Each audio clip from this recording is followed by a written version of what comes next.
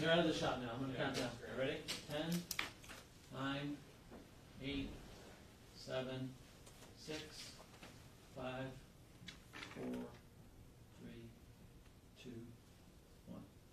Good morning, everybody, and thank you very much for joining us for a discussion that is long overdue about one of the most important issues facing our country that gets very little discussion here in Congress or in the media. And I'm delighted to be joined by Congressman Brad Sherman, who is from California. And Brad is a senior member of the House Financial Services Committee. Brad, thanks so much for being with us. And we're also joined by Simon Johnson, who is the former chief economist of the International Monetary Fund, the IMF. He is currently a professor of entrepreneurship at the MIT Sloan School of Management, where he also serves as head of the Global Economics and Management Group. Simon, thanks so much for joining us as well. Here is what my great fear is, and we're going to touch on that tangentially today, but overall I worry very much that in our nation today we are moving toward an oligarchic form of society where a small number of very wealthy individuals and large corporations have enormous control over our economic and political life. Today we are in a country where three of the wealthiest people, own more wealth than the bottom half of American society, and 52% of all new income is going to the top 1%. Now, in the midst of all of that, what we're going to be discussing today is Wall Street, which in my view is the most powerful economic and political force in this country. As we all know, 10 years ago, as a result of the greed, recklessness, and illegal behavior on Wall Street, this country was plunged into the worst economic downturn since the Great Depression of the 1930s. And it was an unbelievable tragedy for many, many millions of people. Unemployment rate shot up to 10%. Real unemployment shot up to 17%.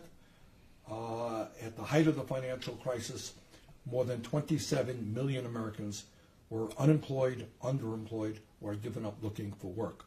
15 million Americans lost their homes, and many millions of people lost their life savings.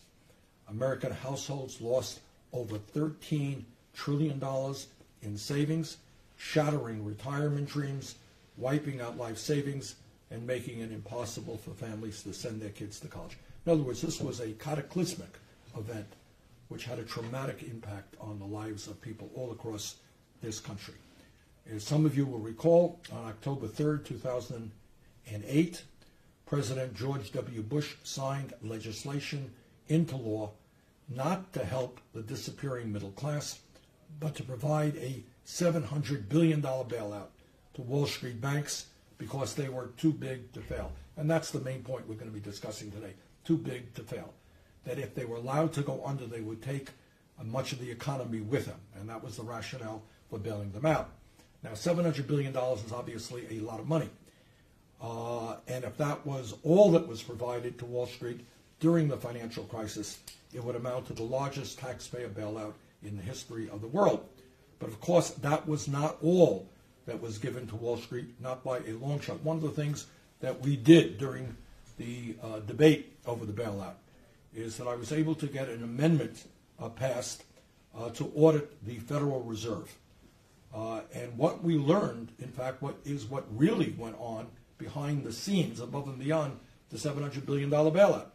We learned that our nation's central bank, the Federal Reserve, provided more than $16 trillion in financial assistance to every major bank in the country, including Citigroup, JP Morgan Chase, Bank of America, and Wells Fargo, not to mention large corporations, foreign banks, and foreign central banks all over the world. Now, one might have thought that as part of the bailout, these huge banks, which were bailed out because they were too big to fail, would have been reduced in size. One might have thought that somebody said, hey, we ain't going to do this anymore. We are going to break you up. Well, needless to say, that did not happen. In fact, what has happened over the years is the very opposite. Today, the four largest financial institutions in this country are on average 80% larger than they were before we bailed them out. So in other words, they did not shrink in size, but they're today 80% larger. Incredibly, since the financial crisis, JP Morgan Chase has increased its assets by more than $1.1 trillion. Bank of America and the other large banks have also significantly increased their assets. Listen to this. Today, the six largest banks in America have over $10 trillion in assets, equivalent to 54% of our GDP. 6 banks have assets equivalent to 54% of the GDP. Are you comfortable with that? I'm not. And that's kind of the issue that we're going to be talking about today. But it's not only the size of these banks, but within that size, these 6 financial institutions hold about half of all credit card debt, control over 90% of all bank derivatives, underwrite about a third of all mortgage debt, and control over 40% of all bank deposits. If these banks were too big to fail 10 years ago, what would happen if any of them were to fail today? And that's the issue we're going to be discussing. In my view, and I think you'll hear similar thoughts in a moment, no bank that is too big to fail is too big to exist. So the issue is preventing another collapse, another huge bailout, but there's another issue as well. And that is that not only am I worried about another collapse and bailout, I'm worrying about the lack of competition that we see today as a result of this huge concentration of ownership. And one of the manifestations of that has to do with the outrageously high level of credit card interest rates in this country. Today, while banks borrow money from the Fed at 2%, they charge consumers an average of about 17% for credit cards. And if you have mediocre or bad credit, interest rates can be as high as 25 or 30%. That's you. That is millions of people today who may not have great credit. Maybe they were unemployed for a while, couldn't pay their bills, paying 25 or 30% to these banks who borrow the money at 2%. I think the time is now to break these banks up, and that's what the legislation is about that we're going to discuss. And I'm delighted that Congressman Brad Sherman has been working on this issue for years. And what this bill will do is cap the size of the largest financial institutions in this country so that their total exposure to our economy is no more than 3% of GDP. That's about $584 billion today. Brad, why don't you pick it up from there? Senator, thanks for having me here. I'm Brad Sherman from California's best named city, Sherman Oaks, and for 22 years I've represented most of the San Fernando Valley in Congress. And for 22 years it's been my pleasure to work with you, Senator, particularly on this bill, which we have been working on and reintroducing since 2009. 10 years ago, the largest banks in this country were able to hold us hostage. They said, if we go down, we're taking the entire economy down with us. And as the senator pointed out, they're in a stronger position to do that today because they're well over 50% larger than they were then. That bill that was signed into law would have been even worse if it hadn't been for the efforts of the critics. The original plan for TARP was to give the banks the money in return for toxic assets. The worst trash would be converted to cash. The worst mortgages in the biggest vaults in the biggest banks for real money. That would have enriched the banks by the lion's share of the $700 billion. Due to the critics of that proposal, they backed down just a bit. And instead, the $700 billion bailout was structured as an investment in preferred stock. As the senator points out, though, that was just one part of the bailout. That bailout was a violation of the social compact that we have in this society. That when capitalists invest, they take the risk and reap the profits. And instead we ended up with socialism for the rich, a form of socialism that nobody here supports, where the taxpayer takes the risk, but of course the enormous profits have gone to the banks. So what happened then would happen again. We'd get the call, you're going to take the entire economy down with us. And Wall Street understands that. That's why the IMF issued a paper saying that the biggest banks are able to borrow money from their creditors at 80 basis points less. Now, 80 basis points, that's 0.8 of 1 point. Sounds like a trivial amount, unless you apply that to $2 or $3 trillion. And the savings, by saving just 0.8 or 1% of that, tends to be roughly equivalent to the profits of these banks. So their profits are attributable to the fact that they can borrow money for less because everyone on Wall Street knows if they're going down, they're calling us, and the politics of this country, they believe, would lead us to bail them out again. Now, the idea of breaking up the big banks is not some wild. We should have Republicans here. That's right. It's real capitalism, real competition. And the concept of breaking up the big banks is supported by the Independent Community Bankers Association, which represents 90% of the bank presidents in this country, not known to attend Trotskyite meetings. We need real competition that's fair, where medium-sized and regional banks and small banks can prosper without suffering an 80 basis point disadvantage. Because a bailout is not just bad for our economy, it's bad for our judicial system. Because we were told by Eric Holder, these banks are too big to jail. We can't indict any of them without bringing out the economy. And what kind of license does it give bank executives if they feel they're too big to jail? And it was a clear disruption of the social compact in the country. You'd think that wanting to break up the big banks means you're hostile to banks. Some might be. But we're doing it for a capitalist system that works and that's fair, and it's not difficult to do. When a protozoa, a one-celled animal, gets too big, it divides in two. And I'm hoping that the geniuses on Wall Street are at least as smart as the average healthy protozoa, that they can simply divide themselves into 2 or 3 units that will be healthy, that will compete reasonably, and that will not have an unfair competitive advantage. Brad, thanks very much, and thanks for all your work.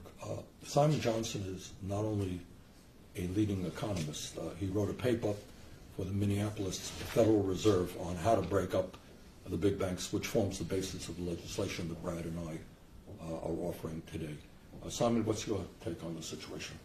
Well, thank you, Senator and Congressman, for taking up this issue. I think it's long overdue. I agree completely that what we're facing today, 10 years after TARP, is a potential repeat of the same situation, where you look at the biggest banks, and I would emphasize talking about 6 really big mega banks that will be directly impacted: JP Morgan Chase, Bank of America, Citigroup, Wells Fargo, Goldman Sachs, and Morgan Stanley. Any one of those is now at a size larger than Lehman Brothers. Lehman Brothers caused many of the problems in September 2008, as we remember too vividly. If any one of them went down, there would be big knock-on effects across the entire economy globally. And then the officials would come back to you in the Senate and the House, and they'd say, we have to save the world. And you'd be placed in exactly that same impossible position you were placed in end of September, early October. So 2008. So the only way out of this, and I supported many parts of Dodd-Frank. I think Dodd-Frank has moved some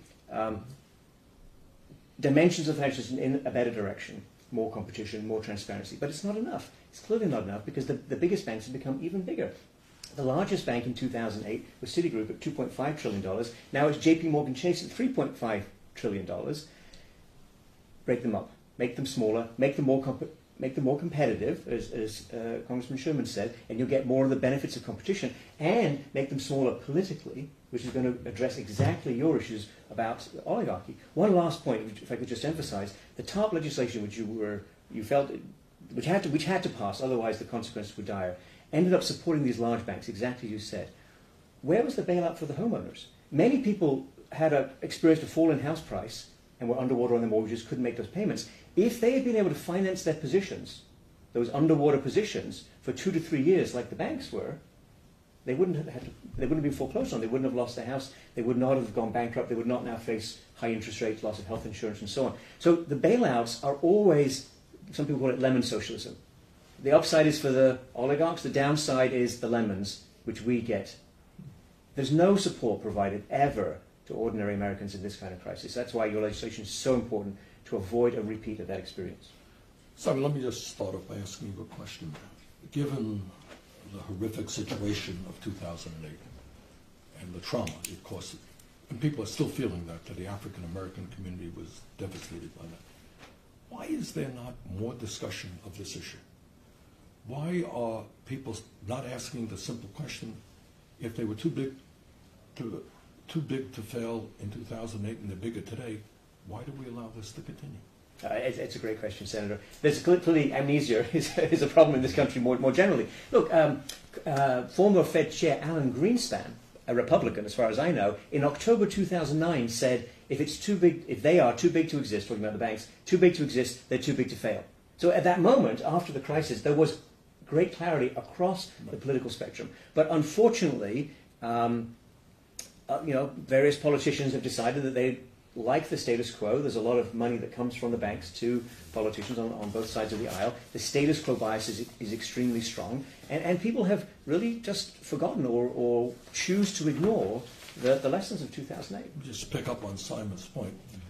Since the 1990s, the financial sector has given more than $3.2 billion in campaign contributions, and last year alone spent over $200 million on lobbying. Maybe that has something to do with the fact, Brett? And I think if we get public financing, we'll be in a stronger position to deal with this and a whole lot of issues. Brett, you're on the House Financial Services Committee. How do you see the power of Wall Street related to all of this stuff?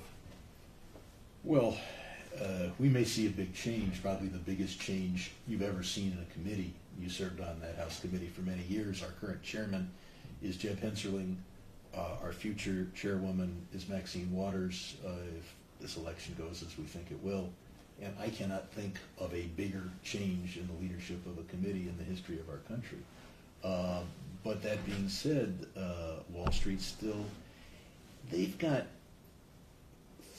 at least 4 networks dedicated to the worship of Wall Street that people could be watching on their cable systems now. In my area, there are only 3 channels dedicated to the worship of Jesus Christ. It's not just the money to politicians. It's a national worship of Wall Street, a belief that anything that makes the markets go down is bad for America, and anything that makes the markets go up. I remember being criticized when in the House we were able to stop this bill for a while and change it. And the markets dropped 600 points. Right. Well, they've dropped 600 points for a host of other reasons as well. But the idea was you're anti-American because you did something that Wall Street thought. Let me ask both of you a pretty simple question. What is the likelihood of another crash and bailout? What do you think? Is that really a likelihood or not so much? I think another crash is absolutely something that's going to happen. The history of You believe it will happen? I'm not saying the date, Right. but I'm saying you will have another major disturbance of the kind that we experienced in the 2000s. The history of the United States, the history of world finance says these things do not go away. The question is, does the disturbance become a major crisis, the cataclysm or the imminent cataclysm, and then do you have to provide the bailout? There's a choice, and that's what your legislation addresses, which is, yes, we'll have turbulence, yes, we'll have problems, but can we resolve them just with ordinary bankruptcy? And to the Congressman's point, I would say, what is more American than antitrust? Breaking up Standard Oil, breaking up AT&T, these were not anti-market, anti-capitalist things. These also didn't fix up all of our fundamental problems, by the way, but they were things that were completely consistent with more competition and a more even playing field for all Americans who choose to participate in the business. What do you think, Brett? Do you think there's a strong likelihood of another crash? At some point, we'll see. What Dodd-Frank does, instead of breaking up the big banks, is try to make them less risky, which might delay the time that it happens. It's like throwing the dice at Vegas and being told, well, you don't crap out with a 3 or a 2, you only crap out with a 2. So you'll be able to play the dice longer, but eventually you're All going right, to crap above out. and beyond the fear of another collapse, what does it mean from a competitive point of view? I'm the average consumer, who cares? What do I care if there's one bank or 50 banks? What does it mean to me that you have so few banks controlling so many assets and such a large part of the economy? Well, as you said, Senator, there's concerns about the high interest rates. We've already seen a lot of price fixing in the London interest rate market. That was a huge scandal. Has it been fixed? Perhaps a little bit on the margins. Are these big players going to cook up some other version that they can also manipulate? Almost certainly, right? The pattern of behavior is that these very large banks get out of control. They abuse the consumers. Wells Fargo, extraordinary Do multi-year you story. see any fundamental change in the behavior of large banks since 2008? No. Now that's an important point. Let's Absolutely stay not. on that one. In other words, did they learn their lesson and become good boys and girls? No, of course not. They kept their heads down for a while. There was a little bit of pressure. But by September 2009, they were back at the same games. It didn't. Obama administration let them off the hook. They gave them the top money, the top capital, with very, very, very few strings attached. For Wall Street, that's just a good trade. They're like, great, we made this money. We handed off some of the downside to the taxpayer. Let's get on with it. The particular thing, which was mortgages being given to people without documentation, etc., I don't think they'll make that exact mistake again. But that doesn't mean there aren't 100 other ways to melt down. And that's the history of financial crises. You find another way to melt down based on whatever newfangled craziness is in fashion. All right, what does it mean, and Brad, you raised this issue, what does it mean that despite the fact that many of these large banks had to pay very, very heavy fines, no major Wall Street figure was jailed? What is that? What's your sense of? What does it tell the American people? That the people who cause so much pain and instability in this country and world, none of them got a police record. What does that say? None of them even got indicted. None of them got a suspended sentence. No one got even close to that process, and it means that a certain class of folks is above the law. I hate to sound cynical, but they made money on the trade. If you look at the compensation received by the top financial executives in 2000, 2008, and you include whatever hand slaps there were subsequently, which are incredibly minor at the personal level, they made money on the trade. That's all they care about. They do not care at all about anyone else. They're in it for themselves. They're in it for the money. It was a good trade. They want to find a way to do it again. And on the point about the fines paid by the companies, they may look big in terms of headlines, but for the individuals involved, it's zero. And who do they find? They find the stockholders, the people who were taken advantage of on the last cycle. It makes no sense. Well, they also have the propaganda point where they can say, look at this bank president or executive. They lost their job. And the average person relates to that and says, gee, if I lost my job, I couldn't pay the rent. I'd be desperate. That is a huge punishment. But they walk away with $100 million. You know, if you're unemployed with $100 million, it's not so bad. Right. And then you could pay the rent, right? Right. All right. Simon, what have we not gone over? I think we've covered it, Senator. I think that the heart of the matter is an oligarchy that is multidimensional across many sectors, but it is absolutely manifest and very dangerous in the financial sector through the form of these very large banks. It's a strange oligarchy in the sense that their most devastating power comes when they threaten to fail. Because then they're basically giving you, either you support us, which is awful, or you have global cataclysm. Right. And they'll come to you, as they did in September 2008, the responsible people from the administration, and people with a lot of experience, Republicans and Democrats, will say, those are the choices. Well, it doesn't have to be that way. But only if you reinforce everything else that's been done with a hard size cap, which is your legislation. Right. And we're suffering from this now. It's not just when the crash. As the senator points out, you've got the high interest rates. But I'm an old CPA, and it worked with a lot of small businesses. Small businesses are able to get loans from small and medium-sized banks. We had Jamie Dimon testify before us, and he said, we couldn't find businesses in the United States to lend money to, which means he hadn't visited any of our districts.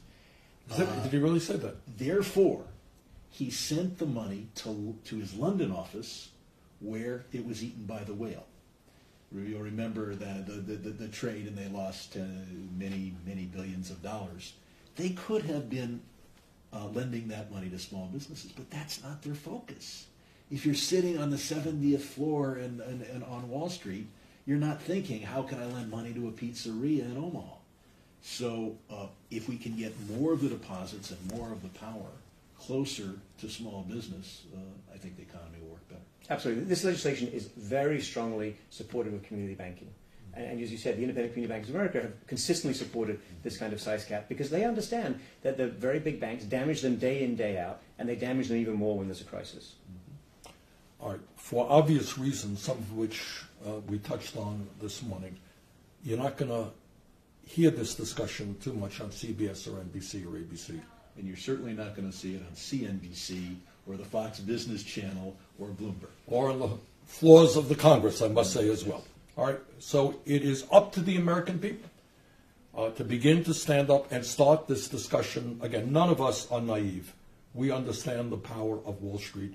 We understand their ownership of many members of the Congress and the media and so forth and so on.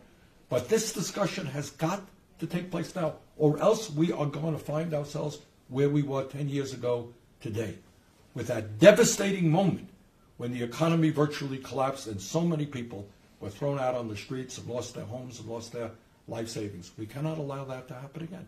And we cannot allow so few people to have so much power. We can't continue a situation where ordinary people have to pay 15, 20% interest rates, because they may have lost their job or whatever. That's just usurious. That's not acceptable. So this is an issue where serious discussion has got to take place, and we hope you, the viewers out there, will help us with that discussion. Get on the phone. Call up your members of Congress. Find out how they feel about this issue, if they are prepared to take on Wall Street and prevent another major collapse and a bailout. Gentlemen, anything else?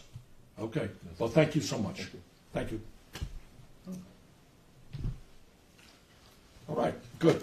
Okay, thank Thanks you. very much. Thank you. Right, Rich? There's one related issue I want to see if you can get involved in. Okay. That's the bond rating agencies.